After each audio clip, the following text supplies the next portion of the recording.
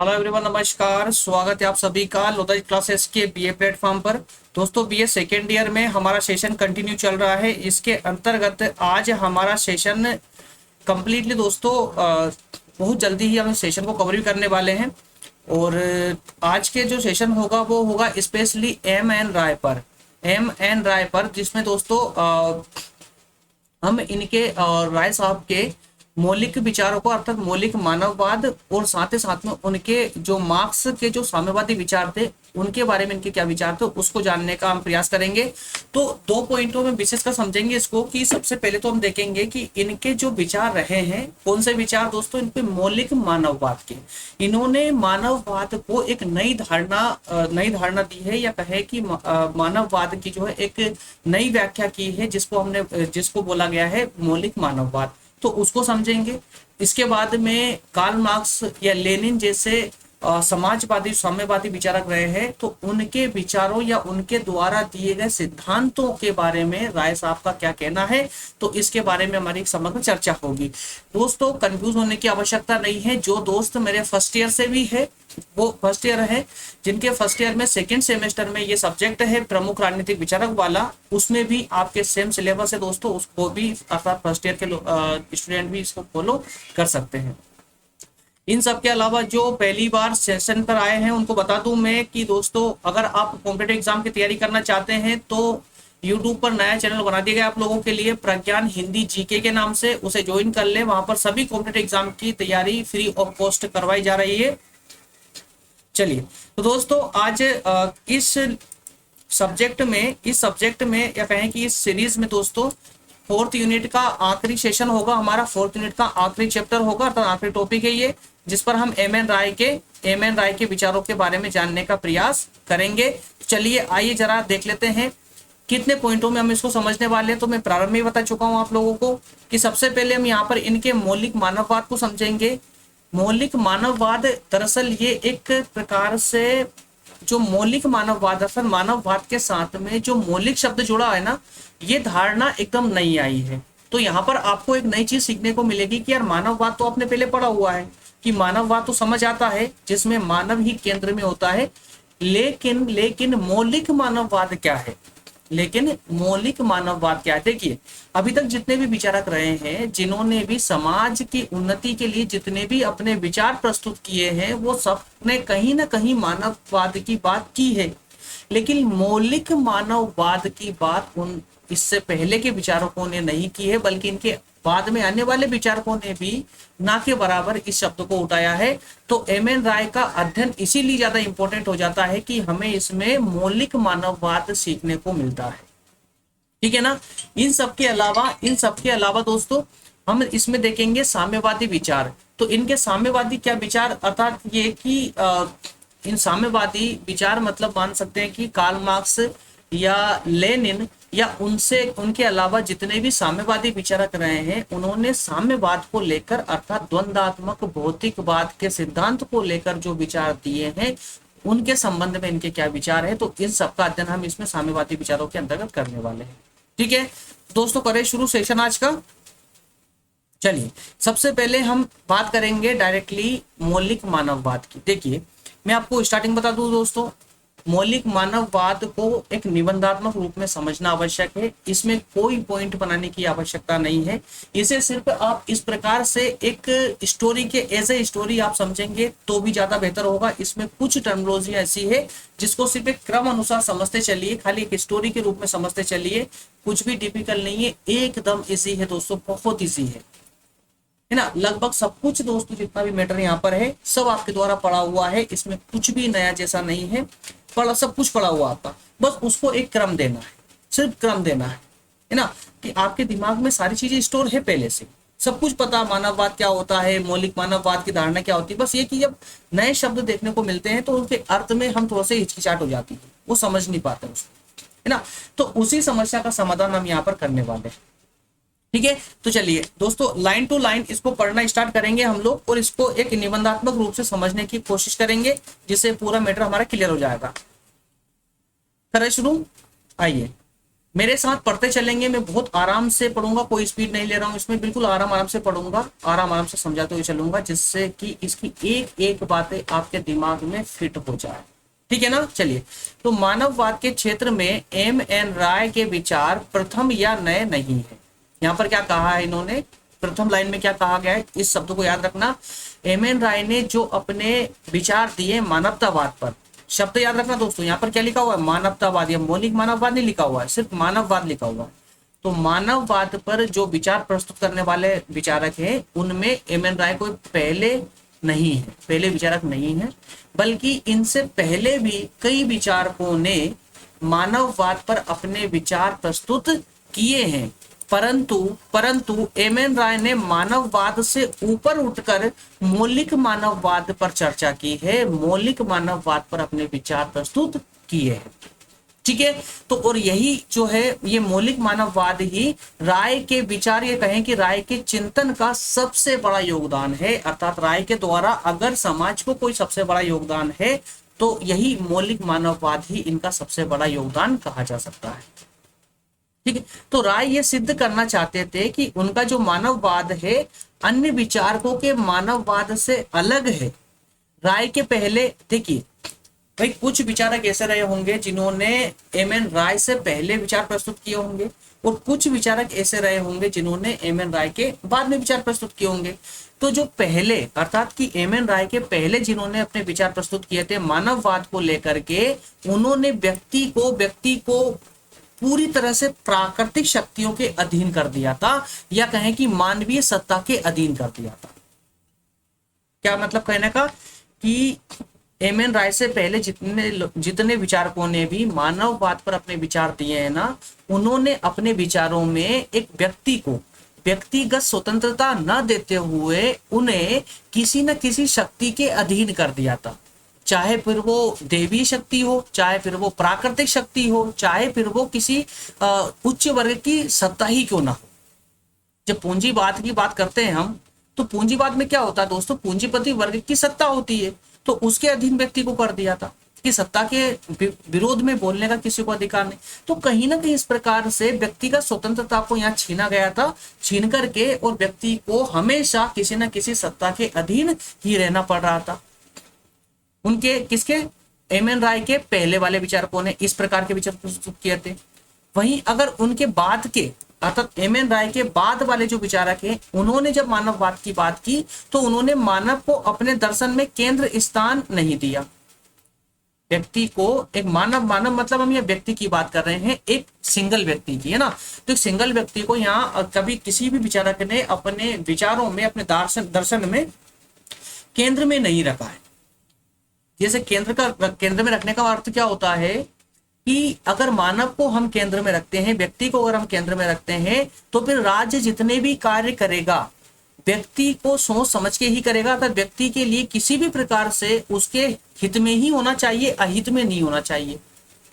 जैसे कि आज हमारे जैसे भारत की हम बात करें दोस्तों, तो भारत का जो राज्य शासन है वो लोक कल्याणकारी राज्य है भारत का। तो यहाँ पर जितने भी नियम के, जितने भी रूल्स एंड रेगुलेशन सरकार बनाती है, वो व्यक्ति को केंद्र में रखकर बनाती है, अर्थात व्यक्ति को सोचकर बनाती है। किसी व्यक्ति का जो है यहाँ पर उसकी मौलिक अधिकारों का हनन ना हो, या किसी प्रकार की असुविधा का सामना ना करना पड़े, है ना। तो यही होता है मानव को अपने दर्शन में केंद्र स्थान पर रखना। तो राय ने क्या किया दोस्तों, इन सभी विचारकों से ऊपर उठ करके, इन सभी विचारकों की विचारधारा से ऊपर उठकर अपने पूरे दर्शन में, अपने पूरे विचारों में व्यक्ति को केंद्र स्थान पर रखा है। अर्थात अब ये कि राय ने जितने भी विचार दिए हैं व्यक्ति के हित में दिए हैं, व्यक्तिगत स्वतंत्रता के हित में दिए हैं। क्लियर है। राय ने व्यक्ति को सर्वोच्च माना है। राय ने किसको सर्वोच्च माना है, व्यक्ति को सर्वोच्च माना है, क्योंकि व्यक्ति से ही राज्य बनता है, तो व्यक्ति की स्वतंत्रता बहुत ज्यादा जरूरी है। ठीक है ना। तो राय ने व्यक्ति को सर्वोच्च माना है और उसे संपूर्ण व्यवस्था का केंद्र माना है। ठीक है ना। विज्ञान की प्रगति ने, अब देखिए दोस्तों यहाँ पर अब क्यों माना है और उन्होंने इन बातों को कैसे प्रूव किया है। उन्होंने कहा है कि भाई विज्ञान की जो प्रगति हुई है उसकी वजह से अंधविश्वास कम हुए हैं, अंधविश्वास कम हुए हैं, वो मानव की प्रतिभा को विकसित होने का अवसर मिला है। मानव की प्रतिभा को विकसित, जब समाज में विज्ञान का प्रोग्रेस हुआ, विज्ञान का विकास हुआ, तो जब जैसे जैसे विज्ञान का विकास होता गया, वैसे वैसे जो पहले अंधविश्वास या जो अनावश्यक रूप से रूढ़िवादिता फैली हुई थी समाज में, वो धीरे धीरे कम होने लगी और व्यक्ति के व्यक्तित्व अर्थात की प्रतिभा का निखार होने लगा, निखार होने लगा। आधुनिक सभ्यता का आरंभ, आधुनिक सभ्यता अर्थात जिस सभ्यता में आज हम जी रहे हैं, जिस सभ्यता में आज हम सांस ले रहे हैं, उस सभ्यता का आरंभ ही अंधविश्वासों में कमी से हुआ है और पुनर्जागरण ने भी व्यक्ति के विचार या व्यक्ति का महत्व बढ़ाया है। ठीक है ना। वैज्ञानिक प्रगति और आधुनिक सभ्यता में व्यक्ति केंद्र पर रहा है। जब भी हमने विज्ञान की बात की, जब भी हमने आधुनिक सभ्यता की बात की, तो वहां पर व्यक्ति ही केंद्र में रहा है और व्यक्ति को उसका गौरव प्राप्त हुआ, अर्थात उसको व्यक्ति को अपना आत्मसम्मान जो है बढ़ाने का अवसर प्राप्त हुआ है। उसे अपनी खुद की जो एक वैल्यू होती है, वैल्यू अर्थात की जो उसका मूल्य है व्यक्ति का, वो मूल्य प्रदर्शित करने का या कहें कि और ज्यादा उसके मूल्य का विकास करने का उसे अवसर प्राप्त हुआ है। किसकी वजह से? वैज्ञानिक प्रगति के कारण आधुनिक समाज में। ठीक है। पॉइंट नंबर 7 की बात करें दोस्तों, तो राय का मानववाद लौकिक है, आध्यात्मिक नहीं है। अब जरा समझिए, जब राय एम.एन. राय ने कहा कि व्यक्ति को अपने विचारों में उन्होंने व्यक्ति को केंद्र में रखा और व्यक्ति को केंद्र में रखकर सारी योजनाएं बनाई, उन्होंने सभी व्यवस्थाएं, राज्य की सभी व्यवस्थाओं का निर्माण किया व्यक्ति को केंद्र में रखकर। तो जब व्यक्ति को केंद्र में रखकर सभी योजनाओं का निर्माण करने की वो बात करते हैं, व्यक्तियों को अधिकतम स्वतंत्रता प्रदान करने की बात करते हैं, तो फिर यहाँ पर आध्यात्मिक कैसे हो सकते हैं? इनको भौतिकवादी होना पड़ेगा, अर्थात वास्तविकता जिसको देख सकते हैं, जिसको सुन सकते हैं, जिसको छू सकते हैं, उसमें विश्वास इनको करना पड़ेगा। तो इसी कारण से एम.एन. राय जो है पूरी तरह से व्यक्तिवादी ना होकर माफ करना, आध्यात्मिक ना होकर के भौतिकवादी थे। क्या? आध्यात्मिक ना होकर भौतिकवादी थे। दोस्तों 1 मिनट कैमरा चेक कर लेते हैं जरा। ओके, कोई प्रॉब्लम नहीं चल रहा है। ठीक है ना। तो यहाँ पर हमने क्या कहा कि राय साहब लौकिक ना होकर के माफ करना, लौकिक थे, आध्यात्मिक नहीं थे। अरविंद घोष जैसे दार्शनिक, जो अरविंद घोष थे, ये भी एक महत्वपूर्ण दार्शनिक थे। इन्होंने मानववाद में दोस्तों आध्यात्मिक अनुभूति को सबसे ज्यादा महत्वपूर्ण माना था। जब भी इन्होंने मानववाद की बात की, अर्थात कि जब भी मानव का अध्ययन करने की बात किया, कहें कि मानववाद पर जब इन्होंने, अरविंद घोष ने अपने विचार प्रस्तुत किए थे, उसमें इन्होंने आध्यात्मिक अनुभूति को आवश्यक माना था, जबकि राय ने भौतिक विचारों को आवश्यक माना है। ठीक है। हमें नैतिकता का पालन ईश्वरीय धार्मिक भय से नहीं करना चाहिए, अर्थात कि जो हमारी नैतिकता है, राय के अनुसार जो हमारी नैतिकता है उसका पालन हमें किसी ईश्वर से डरकर नहीं करना चाहिए, किसी की सत्ता से डरकर नहीं करना चाहिए, बल्कि ये तो समाज कल्याण की एक भावना है और इसी भावना के से भरीभूत होकर ही हमें इस कर्तव्य का पालन करना चाहिए, अर्थात नैतिकता का पालन करना चाहिए। ये सब राय का कहना था।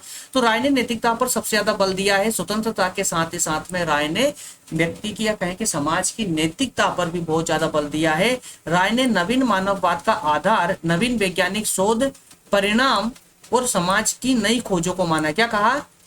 राय ने नवीन मानववाद का आधार किसको माना है कि जो नया मानववाद की इन्होंने बात की है। नवीन मानववाद कौन सा? मौलिक मानववाद। ठीक है ना। मौलिक मानववाद पर अध्ययन कर रहे हैं यहाँ पर। तो जब इन्होंने मौलिक मानववाद की बात की है, तो इस मौलिक मानववाद का एक आधार बनाया और वो आधार क्या है इनका? वैज्ञानिक खोजें। वैज्ञानिक खोज को इन्होंने अपना आधार बनाया। उसके बाद में उन खोजों का परिणाम क्या निकला, उन परिणामों को अपना आधार बनाया। इसके अलावा समाज में जितनी भी नई नई खोजें हुई है उनको अपना जो है अपने दर्शन का आधार बनाया। क्यों? क्योंकि इन्होंने कोई कोरा सिद्धांत दिया ही नहीं, इन्होंने हवाबाजी नहीं की, हवा में बातें नहीं की, बल्कि इन्होंने अपने हर एक तथ्य का प्रूफ सामने रखने के बाद में, वो भी भौतिकवादी अर्थात वास्तविक प्रूफ साथ में रखने के बाद में ही इन्होंने अपने विचार व्यक्त किए हैं। तो नवीन मानववाद स्वतंत्रता को महत्व देता है और स्वतंत्रता समाज की उन्नति और प्रगति की मूल प्रेरणा है। क्या है? मूल प्रेरणा है। ठीक है ना। तो आदर्शवादी स्वतंत्रता को देवीय प्रकृति मानते थे। कौन? आदर्शवादी। जो आदर्शवादी विचारक हैं वो स्वतंत्रता को देवी प्रकृति, मतलब ये कि जितने भी आदर्शवादी विचारक रहे हैं उन्होंने उन्होंने स्वतंत्रता को के बारे में ये कहा कि स्वतंत्रता तो एक प्राकृतिक जो है प्राकृतिक देन है, प्राकृतिक देन है, इसमें मनुष्य समाज कुछ नहीं कर सकता। ठीक है, लेकिन इसके विपरीत में राय ने ऐसा नहीं माना। राय ने कहा कि नहीं साहब, सिर्फ प्रकृति हमें स्वतंत्रता नहीं देती है, बल्कि स्वतंत्रता तो जीवन की सबसे बड़ी शर्त है, सबसे अनिवार्य, सबसे आवश्यक शर्त है। अगर राय के अनुसार अगर स्वतंत्रता नहीं होगी व्यक्ति के पास में, तो व्यक्ति तो क्या पूरा समाज का पूरा विश्व ही कभी भी विकास नहीं कर पाएगा। विकास की जो सबसे आवश्यक शर्त होती है वही होती है व्यक्ति की स्वतंत्रता। व्यक्ति स्वतंत्र होगा तभी जा करके वो अधिकतम कार्य कर पाएगा, है ना। तो राय जीवन के लिए स्वतंत्रता और स्वतंत्रता के लिए संघर्ष को आवश्यक मानते थे। तो राय ने स्पष्ट कहा कि ठीक है साहब, संघर्ष कीजिए, सत्ता के लिए नहीं, स्वतंत्रता के लिए संघर्ष कीजिए। काय के लिए संघर्ष करने का कहा इन्होंने? सत्ता के लिए नहीं, बल्कि स्वतंत्रता के लिए संघर्ष कीजिए। स्वतंत्रता व्यक्ति के लिए अति आवश्यक है। जिस प्रकार से भोजन आवश्यक होता है व्यक्ति के लिए, जिस प्रकार से व्यक्ति के लिए सांस लेना जितना जरूरी है, उतनी ही जरूरी व्यक्ति के लिए स्वतंत्रता है। और स्वतंत्रता इतनी आसानी से नहीं मिलती है। उस स्वतंत्रता के लिए संघर्ष करना पड़ेगा। क्या करना पड़ेगा? संघर्ष करना पड़ेगा। तो राय ने स्वतंत्रता के 3 आधार स्तंभ भी बताए हैं, और वो बताया है कि मानववाद, व्यक्तिवाद और विवेकवाद, ये 3 आधार स्तंभ है किसके? स्वतंत्रता के। क्या है? ये 3 आधार स्तंभ है स्वतंत्रता के। मनुष्य एक क्यों है, आगे पढ़िए इसको, कि मनुष्य, उन्होंने कहा है कि मनुष्य एक विवेकशील प्राणी है, अर्थात सोच समझ की क्षमता मनुष्य के अंदर होती है। ठीक है ना। अर्थात वह स्वतंत्रता की इच्छा करता है। मनुष्य अपने बारे में सोच समझ सकता है, उसको मिली सुविधाओं के बारे में या असुविधाओं के बारे में वो उनका तुलनात्मक अध्ययन कर सकता है। इस कारण से प्रत्येक व्यक्ति स्वतंत्रता की इच्छा करता है। प्रत्येक व्यक्ति की क्या इच्छा होती है? कि उसको अधिकतम स्वतंत्रता मिले, है ना। सभी लोगों की इच्छा होती है, भाई आप लोगों की भी इच्छा है कि आपको अधिकतम स्वतंत्रता मिले। अब अभी तो फिलहाल आप पे किसी का सत्ता तो स्थापित है नहीं, आप तो अधिकतम जो अभी किसी अंडर आते हो तो अपने परिवार के अंडर आते हो। तो आप भी चाहते हो आपके पिताजी की ओर से, आपकी मम्मी की ओर से, आपके परिवार की ओर से आपको अधिकतम स्वतंत्रता मिले, है ना। तो उसी प्रकार क्यों मानते हो? क्योंकि आप विवेकशील प्राणी हो, मतलब कहीं ना कहीं आपके अंदर दिमाग है। इसीलिए तो पढ़ रहे हो आप, दिमाग है। तो दिमाग है मतलब क्या? कि आपके पास में सोचने समझने की क्षमता है, और वही सोचने समझने की क्षमता ही आपको स्वतंत्रता के लिए प्रेरित करती है। कौन कहते हैं इसे? एम.एन. राय कहते हैं। तो स्वतंत्रता के मार्ग में कई सारी बाधाएं आती, जो जिस स्वतंत्रता की हम बात कर रहे हैं, वो स्वतंत्रता ऐसे ही नहीं मिल जाती, कई प्रकार की बाधाएं आती है। जैसे फॉर एग्जाम्पल आपको स्वतंत्रता चाहिए कि आप पूरी तरह से अगर आप जैसे कॉलेज में है, आप कहीं पार्टी में जा सकते हैं, है ना, कहीं भी घूमने फिरने जाना है, तो उसके लिए पूरी तरह से आप फैमिली से स्वतंत्र रहे। जैसे तैसे अपने पेरेंट्स को उल्लू बना करके आप उनसे परमिशन ले लेते हो, स्वतंत्र हो गए। लेकिन कभी कभी आपके छोटा ब्रदर या छोटी सिस्टर या बड़ी सिस्टर, बड़े ब्रदर, कोई भी जो आपके मार्ग में एक रोड़ा बन जाते हैं, आपके रुकावट का काम करते हैं। आपको स्वतंत्रता उनसे आसानी से मिल जाती है, लेकिन कहीं ना कहीं आपको पता है कि जो सामने वाला व्यक्ति है ये मुझे स्वतंत्र नहीं होने देगा, है ना। तो इसी प्रकार से प्रत्येक व्यक्ति को स्वतंत्रता प्राप्त करने में कई प्रकार की उसके मार्ग में बाधाएं आती है, और उन्हीं बाधा से संघर्ष करना पड़ता है व्यक्ति को। ठीक है। जैसे कि अब मानव समाज की बात कर रहे हैं, तो समाज के अंदर व्यक्ति की बात कर रहे हैं, तो व्यक्ति को धर्म के द्वारा उसके ऊपर पाबंदियां होती है। उसके अलावा परिवार की तरफ से उसके ऊपर काफी सारी पाबंदी होती है। वहीं साथ ही साथ में राज्य भी उस पर कंट्रोल करने का कार्य करता है। तो इनके द्वारा कुछ स्वतंत्रताओं को जो है प्रतिबंधित किया जाता है। मानव इन बाधाओं से संघर्ष करके स्वतंत्रता को बनाए रखता है। यदि वह इन बाधाओं से संघर्ष नहीं करेगा तो स्वतंत्रता प्राप्त नहीं कर पाएगा। क्लियर हुआ है दोस्तों? यहाँ तक क्लियर हुआ है? बस मौलिक मानववाद पर इतना ही अध्ययन आपके लिए पर्याप्त था। मौलिक मानववाद में इनके कुछ विचारों को, अर्थात कि लगभग 10 पॉइंटों पर हमने 10 लाइनों के माध्यम, कोई पॉइंट नहीं है वो, लेकिन फिर भी मैंने आपकी जो है समझने के दृष्टिकोण से या कहें कि समझने की सुविधा के लिए 10 लाइनों में उसको मैंने जो है डिवाइड कर दिया था, ताकि आपको एक टर्मिनोलॉजी या अलग अलग लाइन के अनुसार आपको याद हो जाए, तो ये पूरी स्टोरी आपको दिमाग में फिट हो जाएगी, है ना।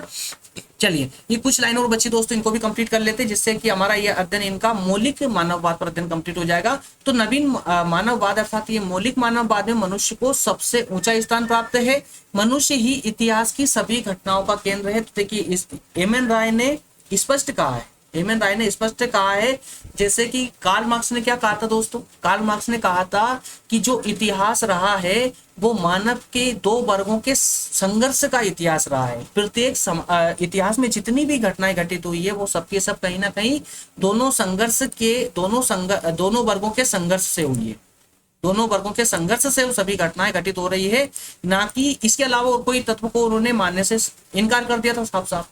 लेकिन राय साहब ने स्पष्ट कहा है कि जो इतिहास रहा है ना, इतिहास रहा है उसमें सबसे जो अहम कार्य किया है वो सिर्फ और सिर्फ मनुष्य ने किया है, अर्थात कि मनुष्य की ही गाथा पूरे इतिहास में रही है। तो इतिहास मनुष्य का जितने भी मनुष्य ने जो कार्य किए हैं उन कार्यों का लेखा जोखा ही तो इतिहास होता है, और वही इन्होंने स्पष्ट किया है। समाज को किसी भी प्रकार से मनुष्य पर हावी नहीं होना चाहिए, क्यों? क्योंकि समाज मनुष्य के लिए होती है, ना कि मनुष्य समाज के लिए।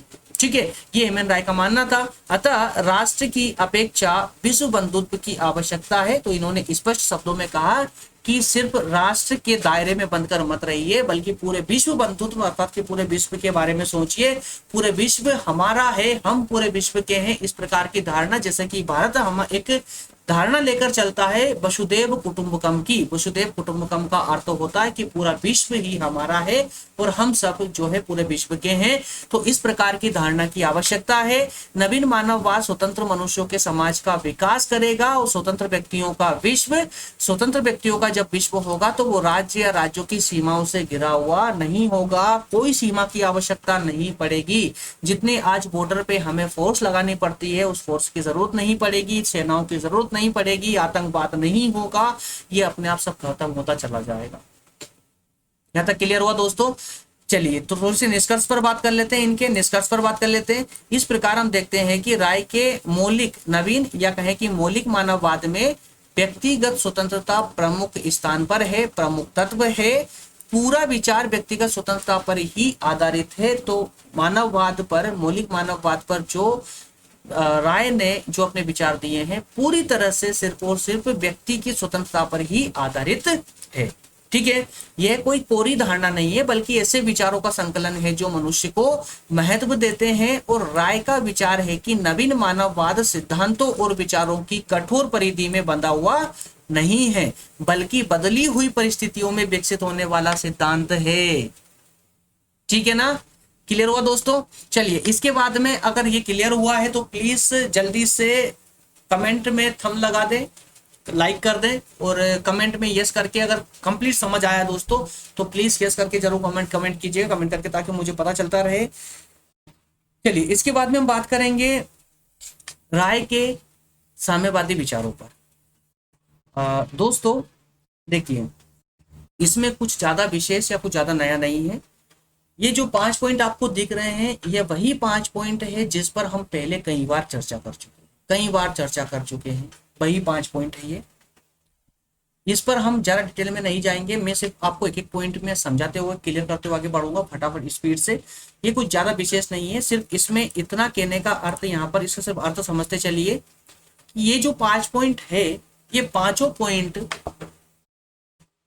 में ये दिखाने की कोशिश की गई है कि एम एन राय ने साम्यवाद पर अर्थात समाजवादी धारणा पर अपने किस प्रकार के विचार प्रस्तुत किए। समाजवादी धारणा मतलब कि जिस प्रकार से कार्ल मार्क्स ने द्वंद्वात्मक भौतिकवाद का सिद्धांत दिया था, कौन सा सिद्धांत था? वो साम्यवादी सिद्धांत था। उसको और कठोर रूप प्रदान करने का काम किसने किया था? रूस के लेनिन ने, है ना। तो उन्हीं विचारों पर किस प्रकार के विचार राय के रहे हैं, अर्थात राय ने क्या प्रतिक्रिया दी है? तो अधिकतम रूप से तो उन्होंने आलोचना ही की है साम्यवाद की, अधिकतम रूप से आलोचना की है। जहां जहां उनको उचित लगा उन शब्दों को उन्होंने एक्सेप्ट भी किया, लेकिन अधिकतम रूप से उनकी आलोचना ही रही है। तो पहले पॉइंट की अगर हम बात करें तो क्या लिखा हुआ है? राय द्वारा मार्क्सवाद का पुनरीक्षण। तो दोस्तों एम एन राय ने कार्ल मार्क्स के द्वारा जो सिद्धांत दिया गया था उसका पुनरीक्षण किया है। अर्थात ये अर्थात ये कि कार्ल मार्क्स ने जितने कट्टरपंथी के साथ में साम्यवाद को अपनाया था, एम एन राय ने स्पष्ट कहा है कि नहीं साहब, इतनी कट्टरता की इसमें आवश्यकता नहीं है, बल्कि इसमें नैतिक तत्वों के समावेशन की आवश्यकता है। नैतिक तत्वों को इसमें समावेश किया जाए, तभी कहीं जाकर के आपका साम्यवाद कंप्लीट हो पाएगा। साम्यवाद क्या हो पाएगा? कंप्लीट हो पाएगा। ठीक है। इसके साथ ही साथ में उन्होंने कुछ नई धारणाओं को जोड़ने का भी प्रयास किया है। उन्होंने स्पष्ट कहा कि जहां कार्ल मार्क्स ने स्वतंत्रता का पूरी तरह से विरोध किया है, तो स्वतंत्रता का विरोध ना किया जाए, नैतिक तत्वों के साथ में व्यक्ति की स्वतंत्रता को भी महत्व दिया जाना चाहिए। तो इस प्रकार से उन्होंने आलोचना करते हुए इसमें कुछ सुधार करने, अर्थात कि द्वंद्वात्मक भौतिकवाद का जो सिद्धांत था कार्ल मार्क्स का, उसमें जो है सुधार करने की बात इन्होंने कही थी। दूसरे पॉइंट पर बात करें तो मार्क्सवाद में लचीलापन आवश्यक।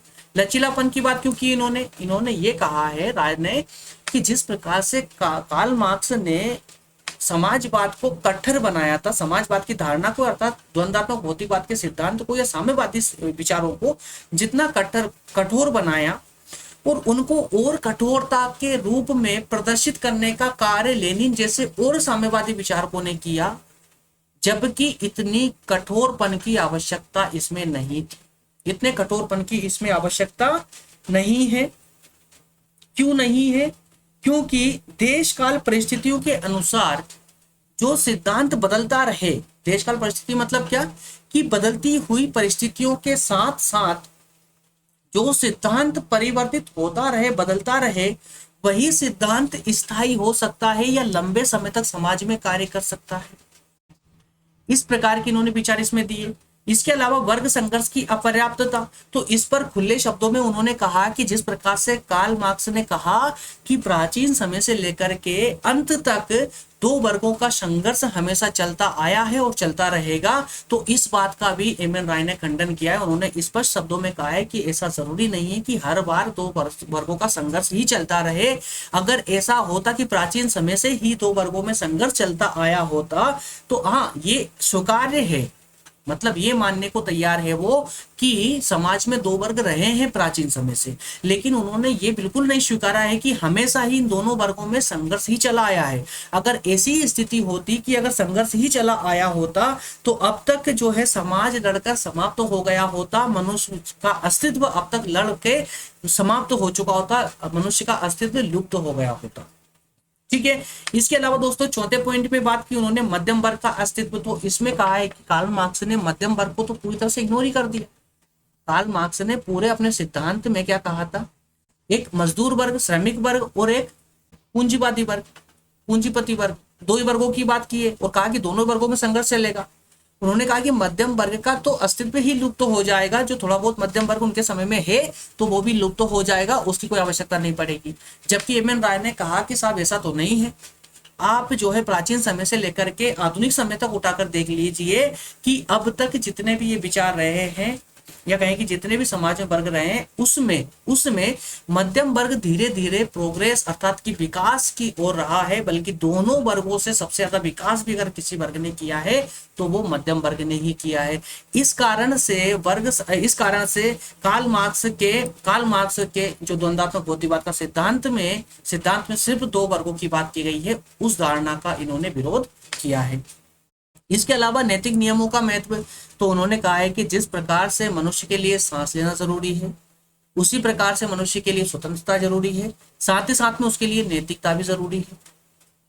भाई जब स्वतंत्र व्यक्ति स्वतंत्र होगा तो सोचने में स्वतंत्र होगा, कार्य करने में स्वतंत्र होगा, प्रत्येक प्रकार से उसको स्वतंत्रता मिलेगी तो वो नैतिक आचरण करने के लिए भी मजबूर हो जाएगा।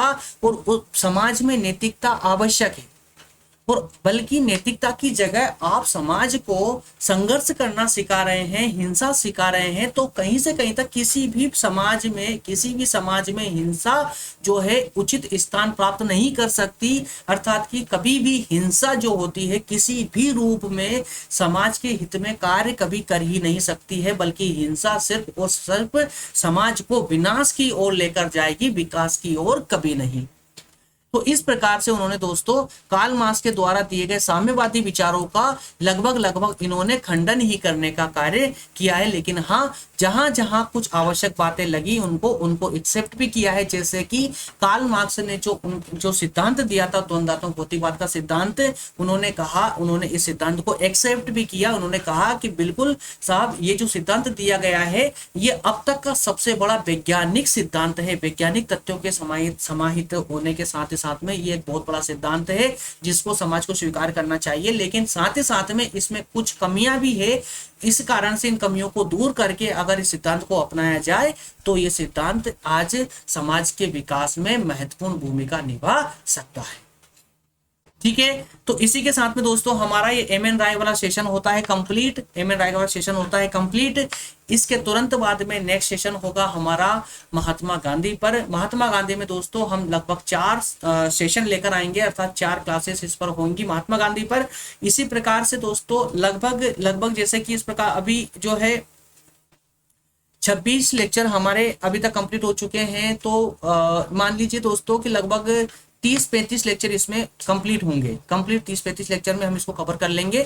और इसके बाद में जो स्टूडेंटों का छूटा हुआ है, जैसे कुछ स्टूडेंट का कमेंट आई थी मेरे पास में कि सर विवेकानंद जी पर या कुछ और भी अन्य विचारक हैं उन पर भी सेशन लेकर आइए। तो दोस्तों जो हमने सिलेबस में आपको दिखाया था या एक बार आप और भी देख सकते हैं। इसमें प्रथम पेज पर देखिए आप जरा, जो मैंने आपको नाम बताए थे सभी के, ये देखिए यहाँ पर ये पूरा सिलेबस मैंने यहीं पर कोड कर दिया था आप लोगों की सुविधा के लिए। ये देखिए ये सिलेबस पूरा लिखा हुआ है, इसमें हम इतने विचारकों पर बात करने वाले हैं। ठीक है, मनु कौटिल्य से लेकर के हम उपाध्याय पर, पंडित दीनदयाल उपाध्याय तक हम दोस्तों यहाँ पर बात करेंगे। तो इनमें को आप आराम से वीडियो को पॉज करके और इनको पढ़कर देख ले। जिनके विचारक इसमें नहीं आ रहे हैं, जिनके आपके बुक में अलग से दिए गए हैं, निश्चिंत रहे उन सबका डाटा मेरे पास में है, उन सब पर भी अध्ययन करेंगे, सब पर करेंगे। लेकिन एक बार हम उपाध्याय जी तक पहुंच जाए, इन तक अध्ययन कंप्लीट कर ले। 32 लेक्चर कंप्लीट इसमें होने वाले हैं। इसके बाद में दोस्तों लगभग हम 8 और विचारकों पर बात करेंगे। कितने? 8 विचारक और भी है जिन पर हम इसके बाद में और बात करने वाले हैं।